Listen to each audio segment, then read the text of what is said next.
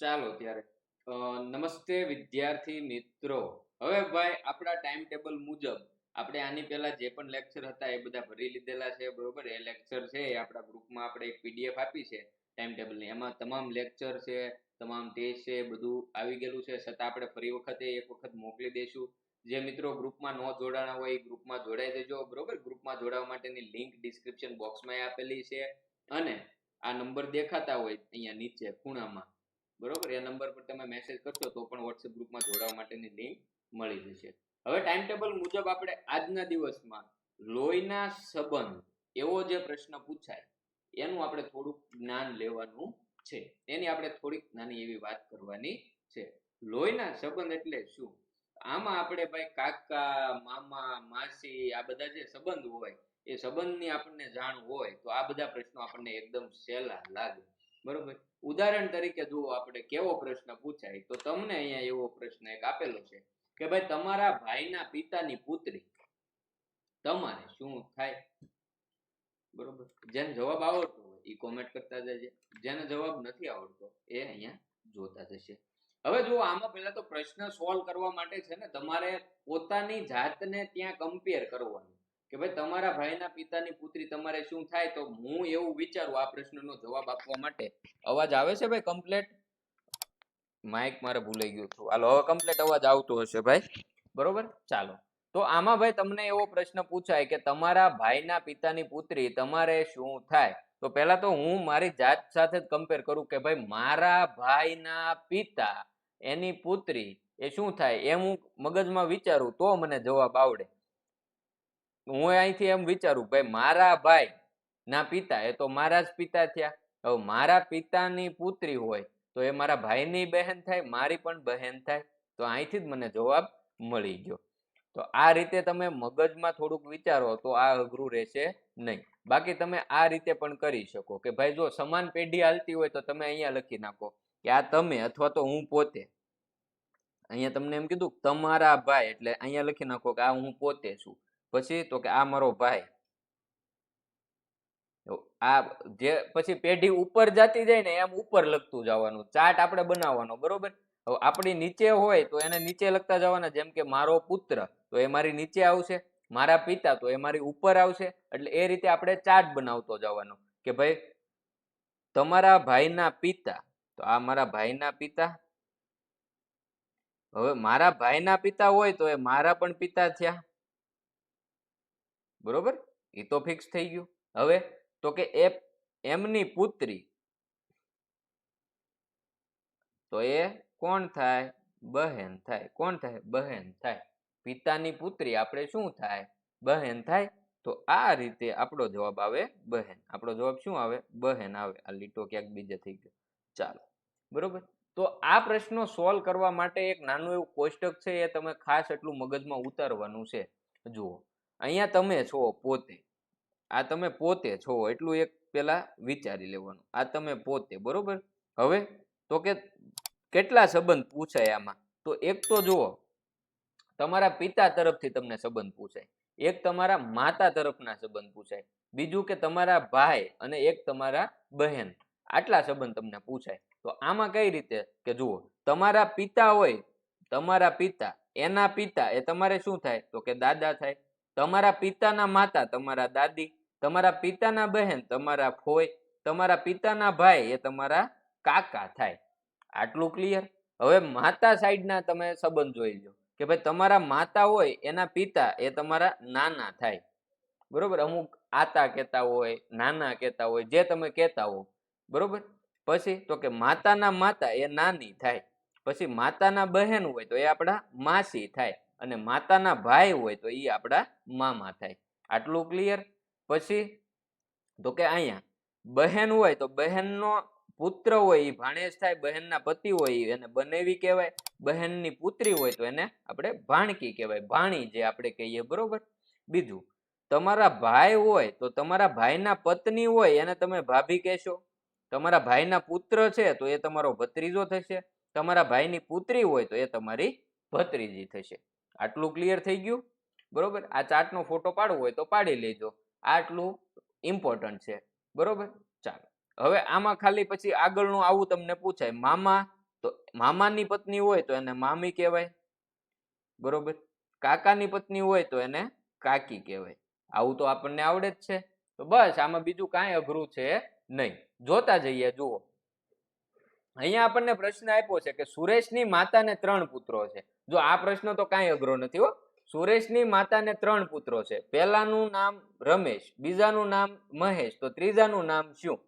આ તો કાંઈ અઘરું નથી. આ તો એક પ્રશ્ન ખાલી વિચારવાનો જ છે, બરોબર. સંબંધ આધારિત પ્રશ્ન એવો કઈ છે નહીં. આ ખાલી એમના મગજ અકારો તો આવે જવાબ. ચાલો જવાબ આપો તો ફટાફટ. સુરેશની માતાના 3 પુત્રો. પહેલાનું નામ રમેશ, બીજાનું નામ મહેશ અને ત્રીજાનું નામ શું?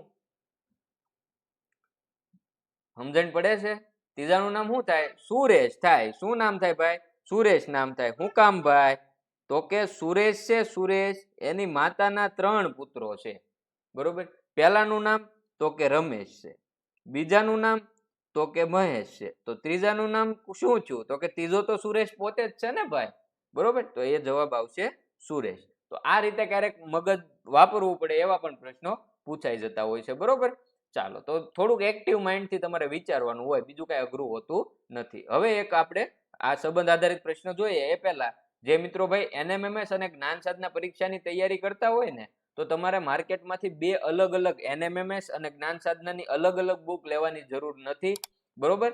હવે ધોરણ 8 NMMS અને જ્ઞાન સાધના બંને પરીક્ષા માટે એક જ પુસ્તક અવેલેબલ છે કે જેમાં બંને પરીક્ષાનો સિલેબસ આવી જશે. નૂતન NMMS પ્લસ GSSC, બરોબર. બંને બુક તમે લેવા જશો ને તમને ખૂબ મોંઘી પડશે. આ બુક 430 MRP છે, પણ અહીંથી ઓર્ડર કરશો ને તો 315 રૂપિયામાં તમારા નજીકના કુરિયર સેન્ટર સુધી આ બુક આવી જશે. કુરિયર ચાર્જ ફ્રી રહેશે. બુક ઓર્ડર કરવા માટેની લિંક ડિસ્ક્રિપ્શન બોક્સમાં આપેલી છે, અથવા તો આ નંબર પર તમારે NMMS પ્લસ GSSC લખીને મેસેજ કરવાનો છે તો પણ તમે બુકનો ઓર્ડર કરી શકશો. એકાનું પેમેન્ટ ઓનલાઈન કરવાનું હોય છે, એટલે વાલીની મદદ લેજો. હવે જુઓ, અહીંયા તમને કીધું તમારા પિતાજીના શાળાના પુત્રની એકમાત્ર ફઈ તમારે શું થાય? બરોબર, વિચારો. આ તમે એટલે કે હું પોતે અથવા તો તમે. તમારા પિતાજી એના શાળાના પુત્ર, એના શાળાના પુત્ર. હવે તમારા પિતાના શાળા હોય ને એ તમારે શું થાય? મામા થાય. મગજમાં ગળે છે ભાઈ કે આ તમે છો, તમારા પિતા, આ તમારા પિતાના શાળા છે એ તમારા શું થયા? મામા થયા. તમારા મામા થયા. તમારા પિતાના શાળા એ તમારા મામા થાય. તો એના તમારા પિતાજીના શાળાના પુત્ર, આ શાળાના પુત્ર છે તો એ તમારો મામાનો દીકરો થયો. કોણ થયું? મામાનો દીકરો થયો, બરોબર. એના પુત્રના એકમાત્ર ફઈ, અહીં શું કીધું? એકમાત્ર ફઈ, બરોબર. આજે રહ્યો મામાનો દીકરો રહ્યો એની ફઈ છે એ કોણ થાય? મામાની બહેન થાય, બરોબર. પુત્રના મામાના પુત્રની ફઈ હોય એ મામાની બહેન જ થઈ, બરોબર. તો એ ફઈ તમારે શું થાય? તો એમાં 2 ઓપ્શન આવે. એક તમારા માતા થાય, બીજા તમારા માસી થાય.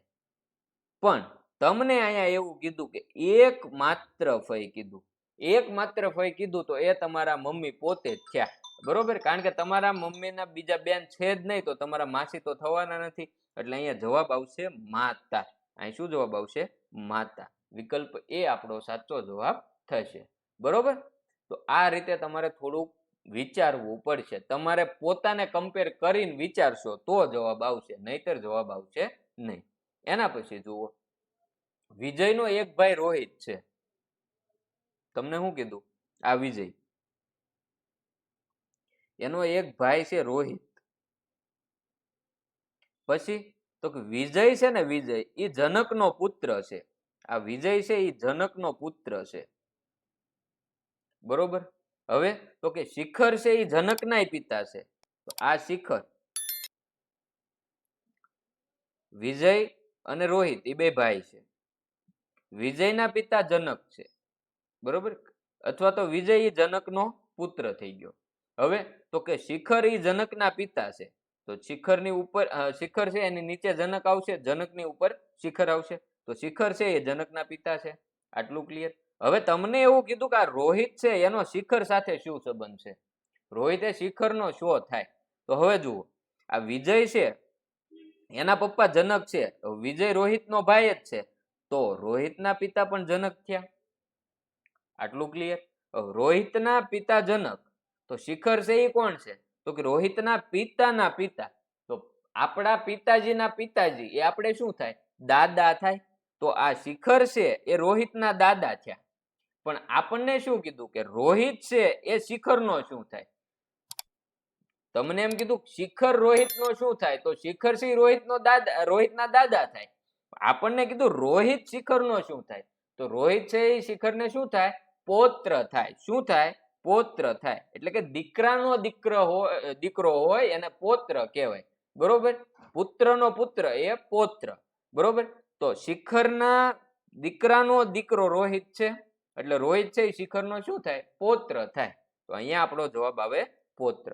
ટપ્પો પડે છે ભાઈ? બરોબર? નો સમજાય તો કહેજો. હજી તો આપણે પરીક્ષા પહેલા આ ચેપ્ટર 2-3 વાર કરશું ને ત્યારે માઇન્ડ તમતારે ઓલું થશે. પણ એ ચિંતા ન કરતા, એ અમે રિવિઝન અમે તમને ટાઈમ ટુ ટાઈમ કરાવી દઈશું. બરોબર? હાલ તમને આમાં ટપ્પો પડે છે? બરોબર? હા કે ના કહેજો.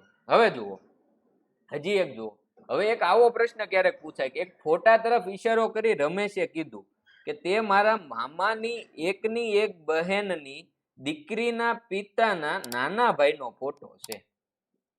કેટલું લાંબુ કર્યું? તો એ ફોટાવાળી વ્યક્તિ છે એ રમેશને શું થાય? હવે તમારે આમાં લાઈન ટુ લાઈન વિચારવું પડે કે તે મારા મામાની એકની એક બહેન. એટલે આ એક પહેલી લાઈન છે ને, ત્યાંથી એટલું ક્લિયર થાય કે મામાની એકની એક બેન હોય ને એ આપણા મમ્મી હોય. કોણ હોય? આપણા મમ્મી પોતે હોય. બરોબર? આટલું ક્લિયર? તો અહીંયા સુધીમાં એટલું ક્લિયર છું કે તે મારા મામાની એકની એક બહેન, એટલે એ આપણા મમ્મી. હવે એની દીકરીના પિતા, મમ્મીની દીકરી એ આપણી બહેન થઈ. આટલું ક્લિયર? હવે અહીંયા આપ્યું બહેન. બહેનના પિતા એ આપણા પિતા થયા. અને એના નાના ભાઈ, તો પિતાના નાના ભાઈ એ આપણે શું થાય? તો કે આપણે થાય કાકા. શું થાય? કાકા. તો એ વ્યક્તિ છે એ રમેશને શું થાય? કાકા થાય. શું થાય? કાકા થાય. ફરી એક વખત હું તમને સમજાવું. તમારે લાઈન ટુ લાઈન પકડતું જવાનું છે કે કોની વાત થઈ રહી છે. જો અહીંયા એવું કીધું રમેશે કે તે મારા મામાની એકની એક બહેન. આટલું થાય કે મામાની એકની એક બહેન હોય તો એ આપણા મમ્મી જ થાય. એનો મતલબ એવો થયો કે આટલી લાઈન વાંચી ત્યાંથી એટલી વાત થઈ કે રમેશના મમ્મી છે. હવે તો કે એના મમ્મીની દીકરી, તો એ રમેશના બેન થયા. હવે તો કે એ દીકરીના પિતા, તો બહેનના પિતા એ રમેશના પણ પિતા જ થશે, તો એ રમેશના પિતા થયા. હવે એના પિતાના નાના ભાઈ, તો પિતાના નાના ભાઈ એ રમેશને શું થાય? કાકા થાય. તો એ રીતે અહીંયા જવાબ આવશે કાકા. બરોબર? ચાલો, હવે આજે તમે જે ટોપિક ભણ્યા છો, આ ટોપિક આધારિત ટેસ્ટ છે એ થોડી જ વારમાં આપણા વોટ્સએપ ગ્રુપમાં આવી જશે. બરોબર? હજી જે બાળકો વોટ્સએપ ગ્રુપમાં ન જોડાણા હોય તો વોટ્સએપ ગ્રુપમાં જોડાઈ દેજો. વોટ્સએપ ગ્રુપમાં જોડાવા માટેની લિંક ડિસ્ક્રિપ્શન બોક્સમાં તમને આપેલી છે. બરોબર? નીચે મોર કરેલું છે એની ઉપર ક્લિક કરશો એટલે ડિસ્ક્રિપ્શન બોક્સમાં લિંક આપેલી છે. અથવા અહીંયા જે તમને નંબર દેખાય છે ને, આ નંબર પર તમારે વોટ્સએપમાં ગ્રુપ લખીને મેસેજ કરવાનો છે. ક્યાં મેસેજ કરવાનો? વોટ્સએપમાં ગ્રુપ લખીને મેસેજ કરશો તો એ ગ્રુપમાં જોડાવા માટેની લિંક મળી જશે. બરોબર? તો ગ્રુપમાં જોડાઈ જજો.